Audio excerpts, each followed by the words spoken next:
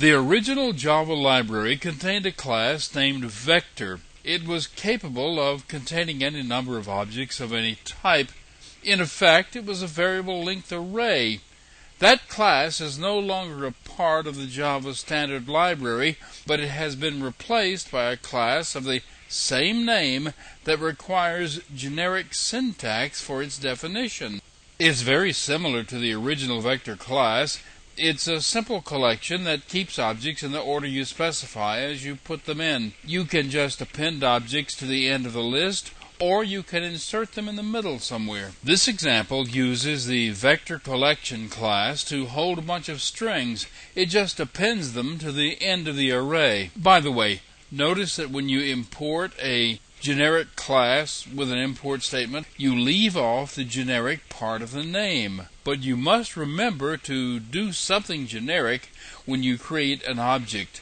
Otherwise, it won't compile. In this example, the object class is used as the element, so it is possible to store any kind of object in the vector. This example just puts 5 strings into the vector container.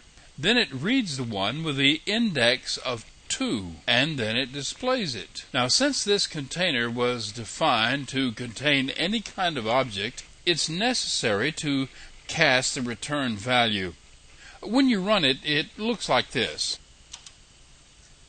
There you see that the index value of 2 reads the third string. It's a 0-based indexed array. Here is the same program again, but this time the vector was created to hold specific object types. In this example, you can see that the collection was limited to holding only strings. The rest of the code is the same, except, of course, the return value no longer needs to be cast. The get method was compiled to return a string object type. It runs the same as the other. As you can see, there's no difference. This is the same program again, but this time an iterator has been imported. An iterator is extracted from the vector and used to read through the members of the collection. The return value is a string, so it can be displayed in a print line statement. Here's how it runs. You can see that it returns and lists all elements of the collection. Now, I'm showing you this with a very small collection, but the vector class is capable of expanding to contain thousands of elements. One more vector, and the difference here is in the loop. The code to execute the loop is hidden. You don't have to have the iterator. Internally, this is exactly the same thing. An iterator object is used to index through the entire collection, but you no longer have to access it. You simply refer to the collection name for the loop, and it pulls out the iterator object and uses it.